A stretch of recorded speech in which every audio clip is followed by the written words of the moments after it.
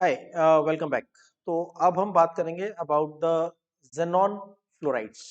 Okay, compounds of xenon की series में first xenon के बेसिकली अगर आप देखेंगे तो तीन फ्लोराइड्स बनते हैं। XeF2 मतलब xenon difluoride, XeF4 xenon tetrafluoride, XeF6 xenon hexafluoride. Question आपको जो अपने आप से पूछना चाहिए और जिसका एक्सप्लेनेशन आपको बनाना चाहिए वो है कि जब ये इनके पास कोई अनपेयर्ड इलेक्ट्रॉन नहीं है तो ये फ्लोरीन के साथ कैसे कंबाइन हो। ठीक है, तो if we forming XeF2, XeF4, XeF6, then how would these compound be formed? Possible कैसे?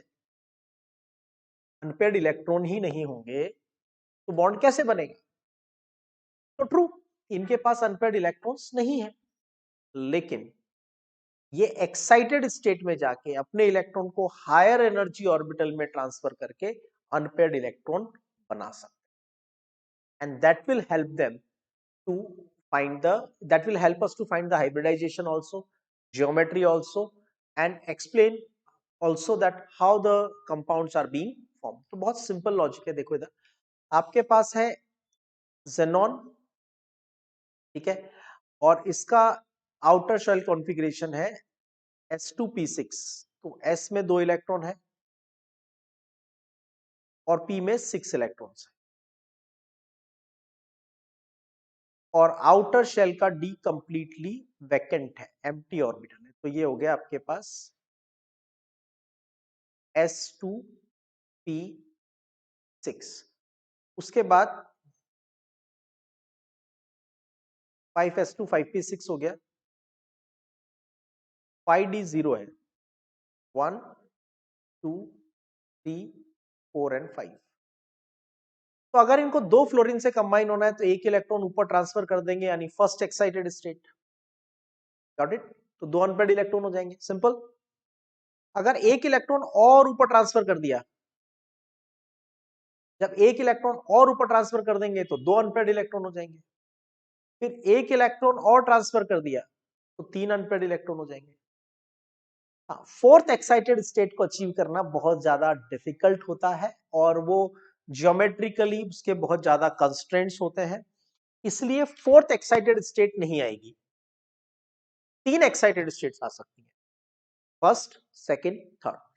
मतलब नॉर्मली ये तीन अनपेयर्ड इलेक्ट्रॉन तक, छह अनपेयर्ड इलेक्ट्रॉन तक जनरेट कर सकता है, इसलिए बनेगा XeF2 in the first excited state, XeF4 in the second excited state, and XeF6 in the third excited state. तो जेनॉन के तीन फ्लोराइड्स बनते हैं जो क्रिस्टलाइन सॉलिड होते हैं, XeF2, XeF4 and XeF6। Xenon fluorides को प्रिपेयर करने के लिए हम डायरेक्ट रिएक्शन करते हैं बिटवीन जेनॉन एंड फ्लोरीन। अब यहाँ पे आपके लिए एक इंपॉर्टेंट पॉइंट हो जाएगा, रिएक्शन को लर्न करना कोई टास्क नहीं है।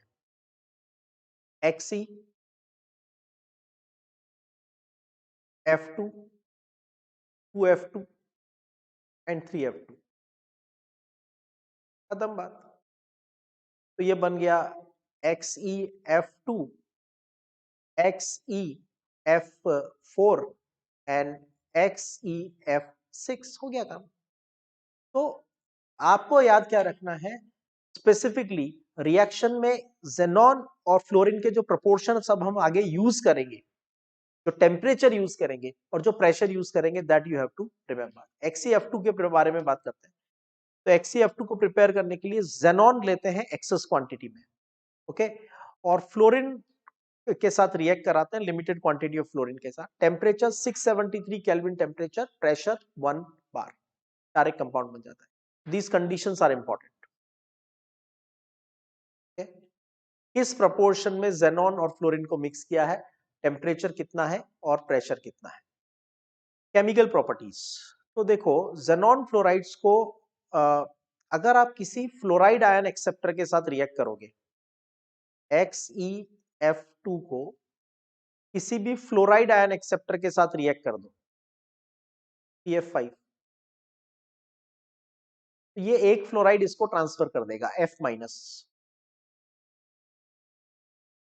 जब F- इसको ट्रांसफर करेगा तो बनेगा XeF प्लस NPF6 माइनस। तो XeF2 reacted with PF5 and एक फ्लोराइड ट्रांसफर हो गया तो बना XeF plus and PF6 minus. It undergoes hydrolysis readily. अगर आप XeF2 को रिएक्ट करते हैं तो अगर आप XeF2 बहुत ज्यादा स्टेबल कंपाउंड नहीं होता, ये रादर जेनॉन के कंपाउंड्स बहुत ज्यादा स्टेबल नहीं होते। They look out for the reason to break and release the xenon gas. तो जब इसको वाटर से रिएक्ट करते हैं तो हाइड्रोजन और फ्लोरीन कंबाइन होकर बना लेंगे HF। ये ऑक्सीजन रिलीज हो जाएगा in the form of dioxygen और ये रिलीज हो जाएगा in the form of xenon gas. Now there are 2 oxygen तो multiplied to 2। Now there are 4 hydrogen तो मल्टीप्लाइड टू 2। तो ये रिएक्शन बैलेंस हो गई। तो आपको बहुत ज्यादा इसमें कुछ लर्न करने जैसा या रटने जैसा नहीं है, ठीक है। तो वाटर के साथ रिएक्ट किया, xenon रिलीज होगा, HF रिलीज होगा और साथ में डाइऑक्सीजन गैस रिलीज हो जाएगी। स्ट्रक्चर के बारे में बात करते हैं। देखो structure, geometry and hybridisation. XeF2 ये बहुत कॉमन क्वेश्चंस है एग्जाम्स के लिए। इसका हाइब्रिडाइजेशन बताओ, ज्योमेट्री बताओ, बॉन्ड एंगल बताओ, बॉन्ड पेयर बताओ, लोन पेयर बताओ, ठीक है। तो देखो half of V plus M minus C plus A, half of बिम का। राइट फ्रॉम केमिकल बॉन्डिंग हम इस फॉर्मूला को यूज कर रहे हैं। V का मतलब valence shell electron. Valence shell में कितने इलेक्ट्रॉन्स हैं? 8 plus M monovalent atoms.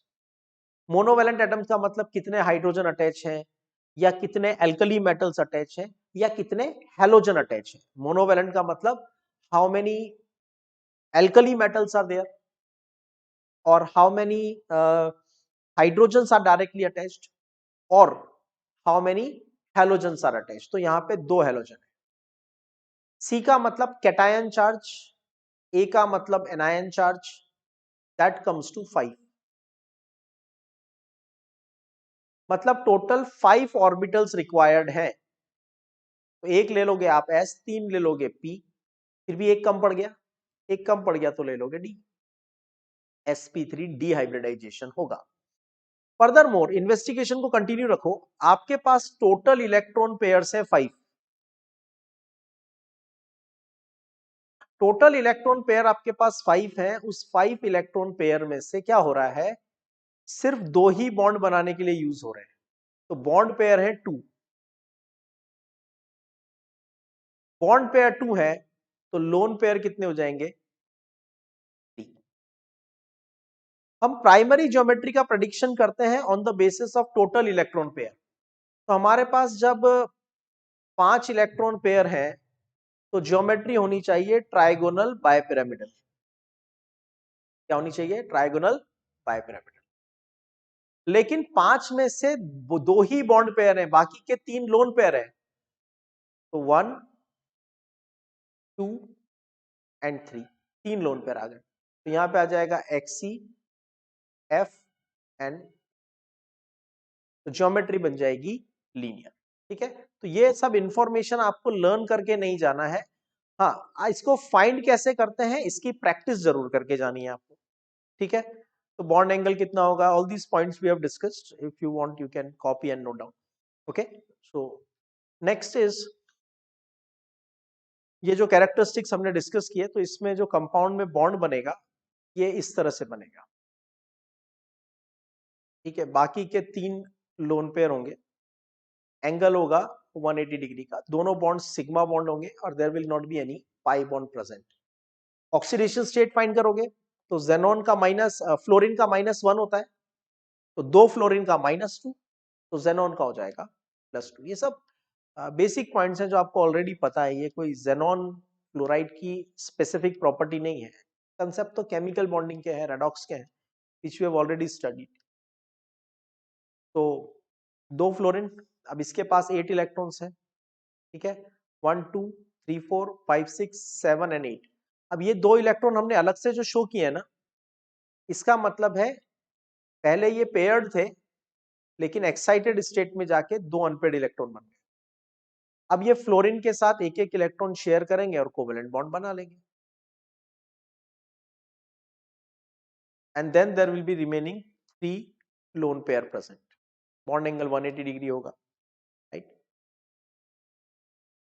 Some question practice like the number of lone pairs and bond pairs अभी कैलकुलेट किया था विमका के थ्रू, तो टोटल इलेक्ट्रॉन पेयर्स आए थे 5, लेकिन बॉन्ड बनाने में तो 2 ही काम आ रहे हैं, बाकी के 3 क्या हो जाएंगे, लोन पेयर। तो 3 लोन पेयर, 2 बॉन्ड पेयर।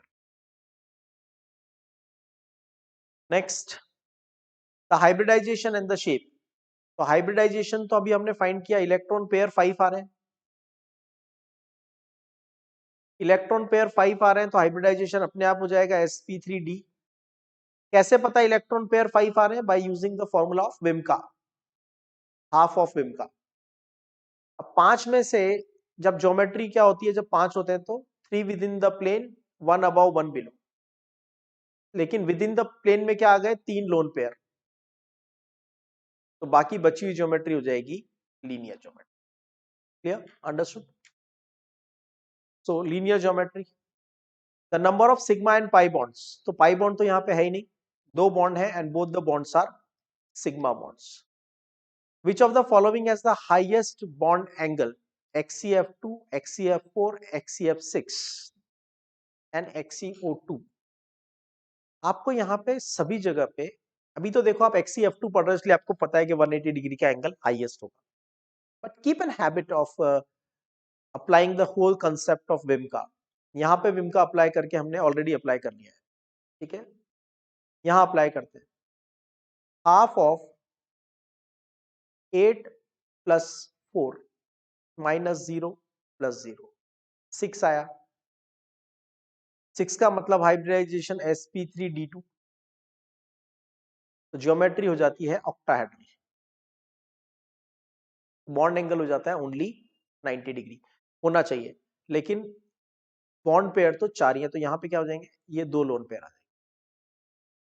देखो टोटल कितने आया, 6, टोटल 6 आया, उसमें से 4 क्या है, बॉन्ड पेयर, 4 तो बॉन्ड बनाने में काम आ रहे हैं, मतलब बाकी के 2 क्या हुए, लोन पेयर। तो लोन पेयर को ऊपर नीचे प्लेस कर दिया, ज्योमेट्री हो गई square planar, square planar, bond angle हो गया 90 degree. Similarly, you have to apply the same logics on these molecules also, and accordingly you have to solve it. जैसे यहां अप्लाई करते हैं, half of V plus M, M का मतलब होता है मोनोवेलेंट। मोनोवेलेंट की कैटेगरी में कौन आता है, मोनोवेलेंट की कैटेगरी में आते हैं एल्कली मेटल्स, मोनोवेलेंट की कैटेगरी में आते हैं हैलोजन्स, मोनोवेलेंट की कैटेगरी में आते हैं हाइड्रोजन। ऑक्सीजन तो डायवेलेंट है, तो मोनोवेलेंट कोई नहीं है, पॉजिटिव चार्ज कुछ नहीं है, नेगेटिव चार्ज कुछ नहीं है, तो कितना आया 4। 4 का मतलब हाइब्रिडाइजेशन क्या हो जाएगा, sp3, ठीक है। तो ज्योमेट्री होनी चाहिए tetrahedral,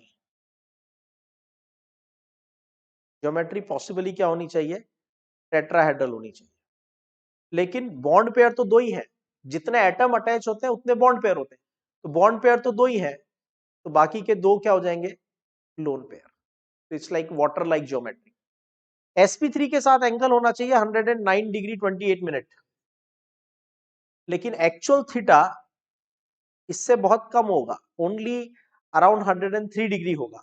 reason, lone pair repulsion इतना ज्यादा होता है कि ये जो थीटा होगा ये अप्रोक्सीमेटली 103 डिग्री का हो।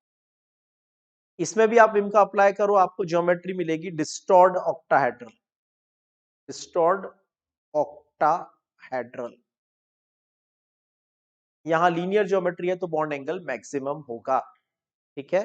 सो इस तरह से आपको विम का अप्लाई करके geometries, hybridizations, bond angles, lone pair को कहां लगाना है, बॉन्ड पेयर को कहां लगाना है, इसकी बहुत अच्छी प्रैक्टिस होनी चाहिए। और ये प्रैक्टिस आपको actually VSEPR, VBT, chemical bonding में मिलती है, पी ब्लॉक में तो आके हम उसको सिर्फ अप्लाई करते हैं, ठीक है। In the next section we will talk about xenon, hexa, xenon tetrafluoride, and then we will talk about xenon hexafluoride.